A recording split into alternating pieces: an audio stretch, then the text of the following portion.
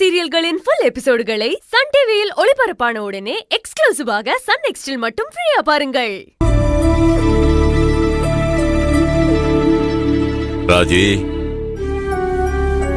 என்ன இன்னும் சௌந்தர்யா பத்தி யோசனை பண்றியா?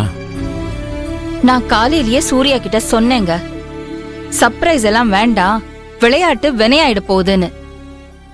இப்ப நான் நினைச்ச மாதிரியே ஆயிடுச்சுல்ல. அந்த அம்மா குறி சொன்ன மாதிரியே நடக்குதுங்க. குறியா? குறி பாத்தியா? என்ன சொன்னாங்க? நான் குறியெல்லாம் பாக்கலங்க. 3 வாரமா கோயிலுக்கு போலன்னு நான் செல்விய கூட்டிட்டு அம்மன் கோயிலுக்கு போயிருந்தேன்.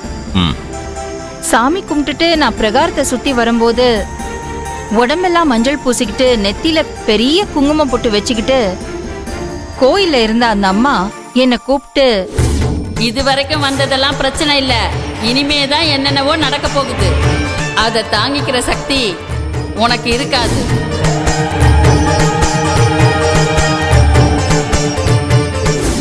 நான் சொல்றதுல உனக்கு நம்பிக்கை இல்லைன்னு உன் முகம் சொல்லுது தாயி.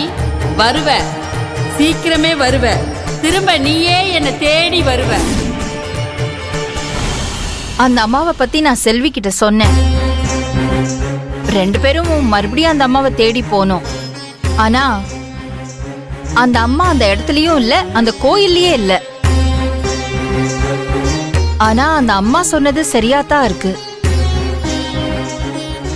ஒண்ணு மாத்தி ஒண்ணு ஏதாவது ஒரு பிரச்சனை வீட்டுல நடந்துகிட்டே தானங்க இருக்கு. ராஜி, இத்தனை நாள் வரைக்கும் நம்ம வீட்டுல இந்த மாதிரி பிரச்சனை எதுவுமே நடந்ததில்லை. சூர்யா கல்யாணத்துக்கு அப்புறம் தான் ஏதாவது ஒண்ணு நடந்துகிட்டே இருக்கு. இது தெரிஞ்சு நடக்குதா இல்ல வேற விதமா ஏதாவது நடக்குதா? ஏன் நடக்குது? எதனால நடக்குது? ஒண்ணுமே புரியல ராஜி. எனக்கு என்னமோ குறி சொன்ன அந்த அம்மாவை மறுபடியும் பார்த்து என்னதான் பிரச்சனைன்னு கேட்கணும் போல தோணுது.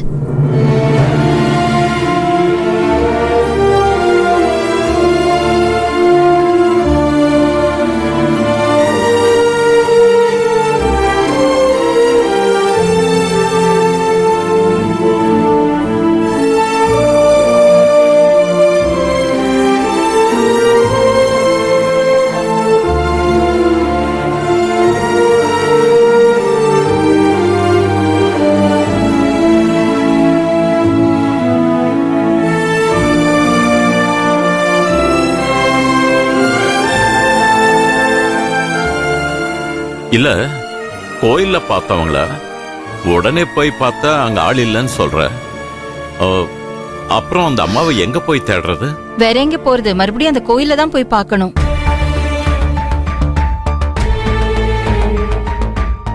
அவ்வளவுதானே ராஜி. திரும்பி அந்த கோயிலுக்கு போவோம், அந்த அம்மாவை பார்த்து என்னன்னு கேட்டுருவோம். முதல்ல நீ ரிலாக்ஸ் ஆகு. ரொம்ப டென்ஷனா இருக்க, வந்து படு. என்ன தண்ணி இல்லையே? சரி, நான் போய் எடுத்துட்டு வரேன். நான் போய் எடுத்துட்டு வரேன். தங்கமணி வைக்கல போல இருக்கு. கொடுங்க. ஆண்டவா,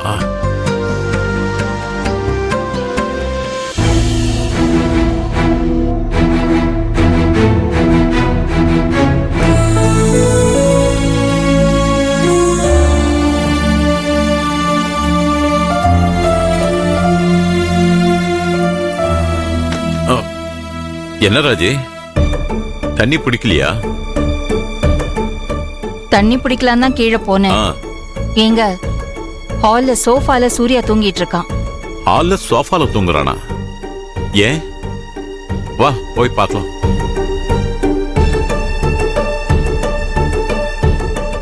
அங்க பாருங்க, அங்கேயே படுத்து தூங்குறான். என்னாச்சு உனக்கு?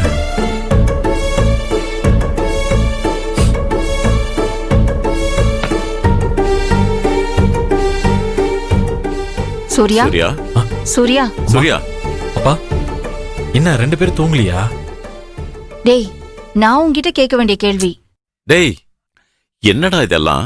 ரூம்ல தூங்காம இங்க வந்து படுத்திருக்க? நான் எப்படி சொன்னாலும் சௌந்தர்யா புரிஞ்சுக்கவே மாட்டேங்கிறாப்பா. ஒரு பிரச்சனையை தீர்க்க முடிஞ்ச அளவுக்கு பேசி முடிவெடுக்கலாம். ஆனா முடிவு எடுத்துட்டு பேசினா பிரச்சனை எப்படி முடியும்? அவ சொன்னதையே தான் சொல்லிட்டு இருக்கா. நான் சொல்றத காதுல வாங்கவே மாட்டேங்கிறா. அம்மா, நான் காலையில உங்ககிட்ட சொல்லிட்டு தானே போனேன். என்ன பேசவே விட மாட்டேங்கிறாமா. ஆரம்பத்துல இருந்த சௌந்தர்யா இப்ப இல்ல. அவ ரொம்பவே மாறிட்டாமா. மனசுக்கு நிம்மதியே இல்லை. என்ன பண்றதுனே தெரியல. சூர்யா, கஷ்டமா இருக்குடா. ராஜி, ஏன் ராஜி இப்படி எல்லாம்? ஏன் சௌந்தர்யா இப்படி பண்றா? ரொம்ப நல்லவன் சொல்லிதானே நாம ஆசைப்பட்டு கல்யாணம் பண்ணி வச்சோம். ஏன் இப்படி எல்லாம் நடக்குது? ரொம்ப தப்பா போயிட்டு இருக்கா. என்னங்க, வீட்டுக்கு வந்த பொண்ணு அப்படியெல்லாம் பேசாதீங்க. இல்ல ராஜி, எனக்கு இவன் நிலைமைய பார்க்கும்போது மனசுக்கு ரொம்ப கஷ்டமா இருக்குமா. எப்படி இருந்த சூர்யா எப்படி ஆயிட்டான் பாரு. குடும்பம்னா அப்படிதாங்க, பிரச்சனைகள் வரத்தான் செய்யும். எந்த சூழ்நிலையிலயும் வார்த்தைகளை விட்டுடக்கூடாதுங்க.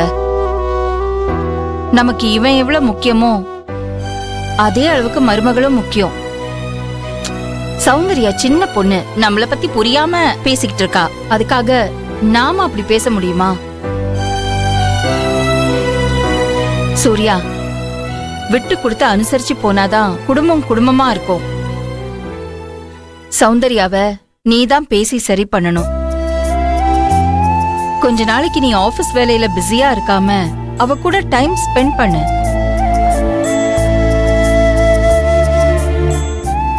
நீ இப்படி இருக்கிறத பாக்குறதுக்கு என் மனசுக்கு ரொம்ப கஷ்டமா இருக்குடா. இல்லம்மா, இனிமே நான் இப்படி இருக்க மாட்டேன்.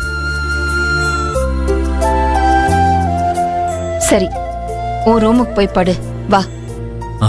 வா போலாம். போங்கம்மா, நான் ரூமுக்கு போய்க்கிறேன். வாடா. முடியாது, நீ வா, எங்க கூடயே வா.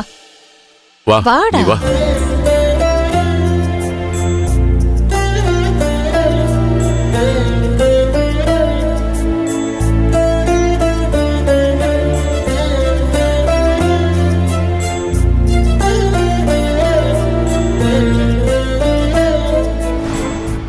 போ ஏய், சூர்யா.